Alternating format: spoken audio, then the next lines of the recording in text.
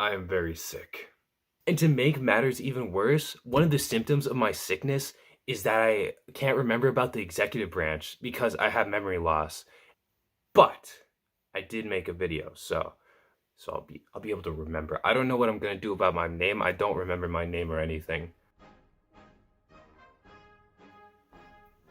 Hey, what's cracking, guys? It's me, the Attorney General of the United States. Okay, I'm gonna tell you about the executive branch. You know, the branch that I'm a part of, not like the other two. So, what is the purpose of the executive branch? Well, our job is to, execute the laws or enforce them. I mean, we're also kind of in charge of foreign policy and directing the military and like a few other things, but the main thing is we execute laws. You could say that that's like the purpose of our branch. And most of the stuff gets done in the White House. You know what the White House is? It's a house, not my house, but the White House. Here's an image of the White House because the White House is the right house. So who's in charge of the executive branch? You already know it because you haven't forgot your memory. It's the president, followed by the vice president. They're also there. There are a few requirements that you have to get before being the president. First off, gotta be born in the US. That's very important. You gotta be 35 years old. You have to live in the US for 14 years. So, between those three rules, that means that Elon Musk cannot become the president because he was born in, what was it, like South Africa? Yeah, he was born in South Africa. So, thank God for that. Now, there are a few more presidential tips. I mean, they're not really required, but they kind of help. Like having government experience, access to money for campaigning, maybe even some like moderate political beliefs because most people have moderate political beliefs and you'll be able to appease people that way. And the last thing that you probably most presidents want is leadership skills. You want to be the type of person to become president. You got to have that presidential personality. I have a more of an attorney general personality, so I can't really help you there. As I implied earlier, the president is voted on the Electoral College. That's who chooses the president because it's not you or me, it's the Electoral College. Well, we kind of choose it because usually what the Electoral College does is we each have like a certain amount of like people voting for our state, and in each state we have a vote.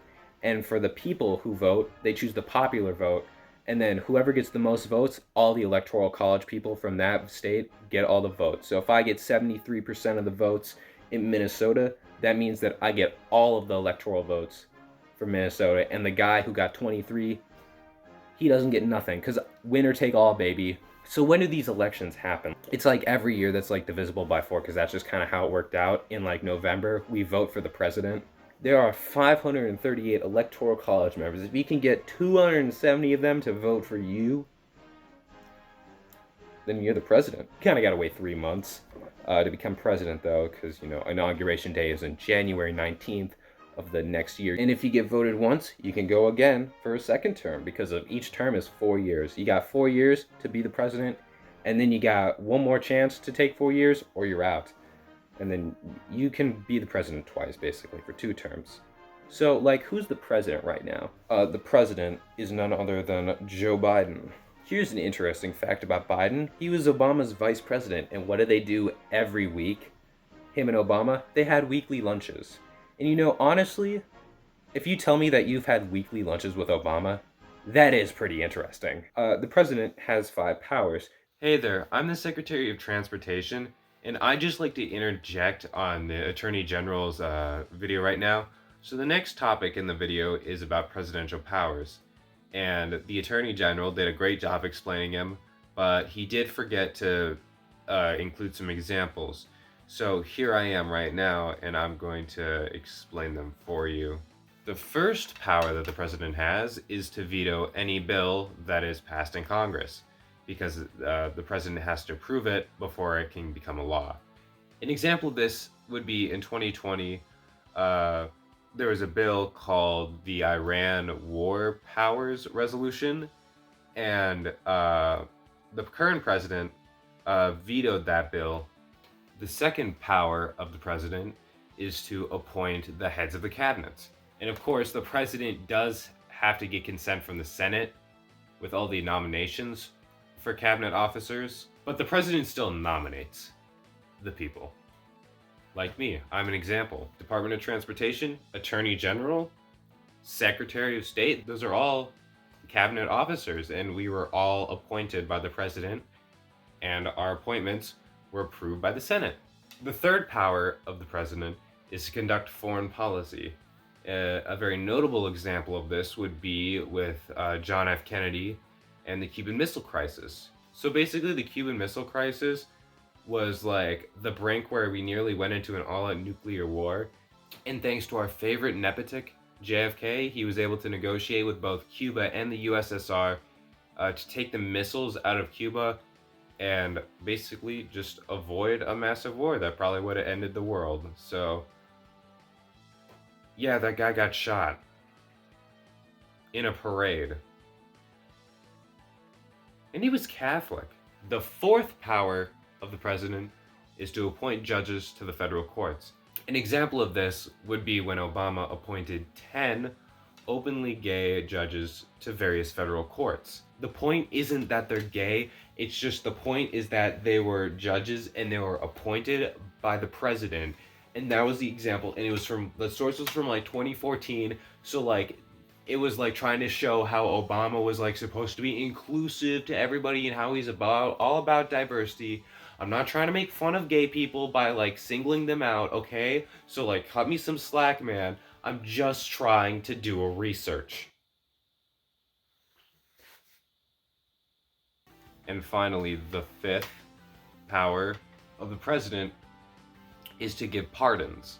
And the most prominent example of a pardon being granted by the president would be in 1974 by Gerald Ford, who pardoned the previous president, Richard Nixon, you know, the guy that did the Watergate scandal, and then he like dipped out of the presidency, and then like Gerald Ford like pardoned him, and like everybody got really mad at Ford, and he never got another chance at the presidency because he kind of just messed up right at the first step. Anyways, after explaining those 5 powers, I can bring it back to the Attorney General and he can continue on with his spiel or whatever. The president has many other roles to fulfill, like being the chief diplomat. They gotta make treaties and executive agreements with other countries. And that also means that the president is the only one with the power to like say that, oh yeah, we recognize that country. The president is also commander-in-chief of the military. I mentioned that earlier. So he's the real leader of the armed forces. I mean, he just kind of tells them where to go so he can like put the troops in Afghanistan, pull them out of Afghanistan. You can keep them in Afghanistan. However, there are very important limits on the president's power. The president can veto a bill, but the Congress can override that veto and then pass the law anyways. The Senate needs to approve of any appointments that the president makes, not like appointments as in scheduled appointments, but like appointments as in positions. The House must approve of the national budget. The Congress can also impeach the president, though that's never actually been successfully achieved before. And of course, federal courts have the actual final decision in law because, you know, they deal with like disputes between the laws and they can change them even after they're passed. So, president doesn't have the final say. And public disapproval is another limit on the president because, you know, you don't want a president, your president's got to represent the people. He can't just be doing something that the people hate. He's got to work for the people. He's by the people, for the people. Back to when I was talking about he or she, well, there is a she president, and that, of course, is none other than Vice President Kamala Harris. And she's the first female vice president. Now, that's an interesting fact because Hillary tried to be the president, and she lost. I don't know where that joke was going. So, what do we do if the president dies? I really don't feel like, I'm kind of not feeling like doing that. So, I'm going to pass it over to one of my associates in the executive branch. So please give it up for the Secretary of State. Thanks, Attorney General of the executive branch. Okay, so basically, like the 25th Amendment says something like, if the president dies or resigns, the vice president becomes president. If the vice president dies or resigns with the president still in office, The president nominates another vice president and is confirmed by the vote through a majority in both congressional houses. Succeeding presidents who serve 2 years or less of a term can still be elected for 2 more terms. So what if the vice president and the president die? Well, then we have to use the order of succession. I mean line of succession, I mean chain of command, they're all the same. After the vice president is the Speaker of the House, my favorite part of the executive branch, because it's not. It's part of the legislative branch. And after the Speaker of the House, the next person in the chain of command is the President pro tempore of the Senate, because usually the vice president's in charge, but the vice president's dead, so you take the next guy. After those two, the line of succession then follows the cabinet officers. So next in the line of succession is me, the Secretary of State, head of the Department of State, Anthony Blinken. My job is to deal with things like foreign affairs, creating embassies, appointing ambassadors. So that's my job. Department of State. Yeah. Oh. Alright. Well, the president, the vice president, and the pro tempore of the Senate, and the Speaker of the House just all died under mysterious circumstances. Wonder what that was about. Anyways, that means through the chain of command, I'm the president now, so that's great. Hello, I am Dr. Janet Yellen, and I am the Secretary of the Treasury, head of the Department of Treasury. And what we do here is print money and, figure out how much taxes people have to pay. And also debt accumulation. We're in charge of that. So basically just a bunch of money stuff. And, the IRS is also part of this cabinet. Well, they say the only constants in this world are death and taxes. Hello, I'm Lloyd Austin, head of the Secretary of Defense. And I work together with the military branch leaders to do all that kind of stuff.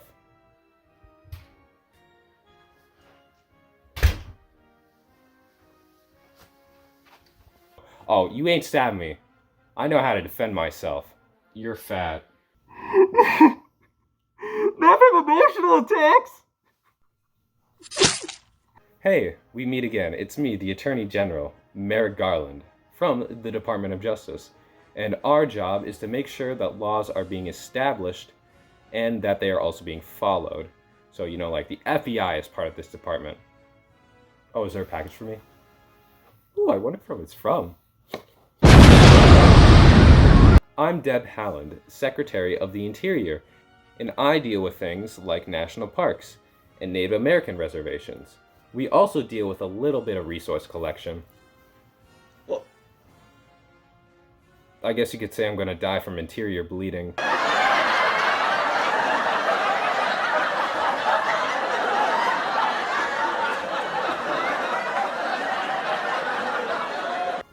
Hi, I'm Tom Vilsack, Secretary of the Agriculture, and I'm dedicated to helping farmers make a living off of being farmers.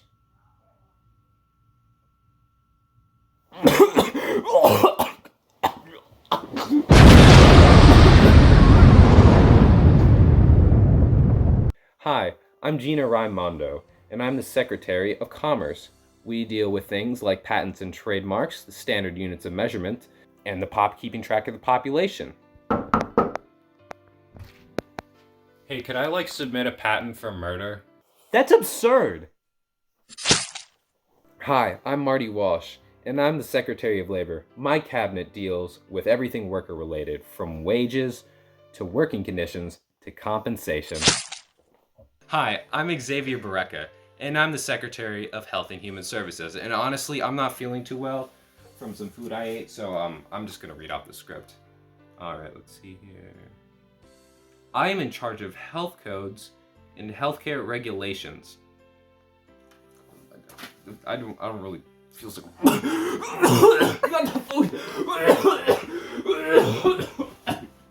Hello, I'm Marcia Fudge, and I'm the Secretary of Housing and Urban Development.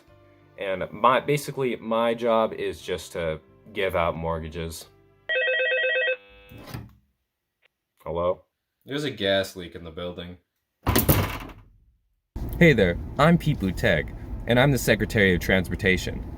And my cabinet consists of all things public transport related, from planes to trains to automobiles, and even roads. Holy moly, the car is gonna crash!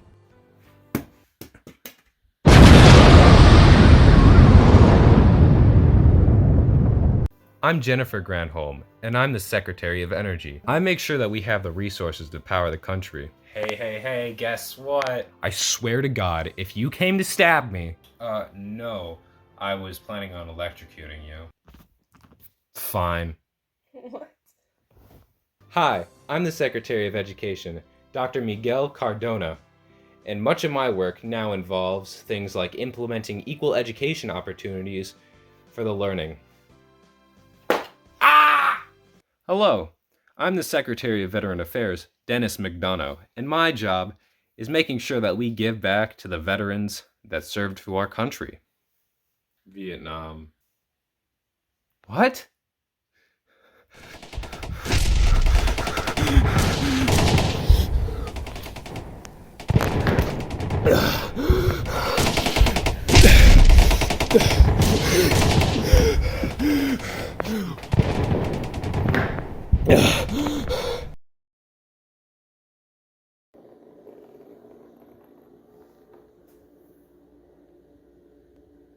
Hello, I'm the Secretary of Homeland Security, Alejandro Mayorkas, and I'm in charge of making sure the border's safe and making sure that another 9/11 does not happen. And, other stuff. I also work with, collecting information from the CIA and the FBI, and I also deal with immigration policy. And, since everybody else is dead in the chain of command, that means that I'm president. It's crazy how that works. Stop right there, Stabber! I know of your plan to become the president! Yeah, I killed everybody else in the line of succession above me, except for the Secretary of Agriculture. He just kind of died on his own. How could you do this, man? How could you kill me? Well, you see, Attorney General, I'm not the person you think I am. Elon Musk! Yeah, that's right. I needed a way to become president, so I tricked Joe Biden into letting me into his presidential cabinet, then killing all of the people in front of me in order to become president myself and take over the world. And now it's time for you to meet your end. I won't let you.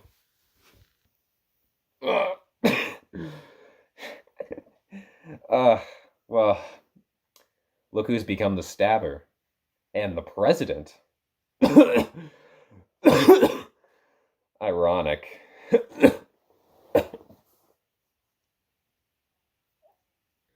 You killed like 15 people. Stop justifying yourself. What did I just watch?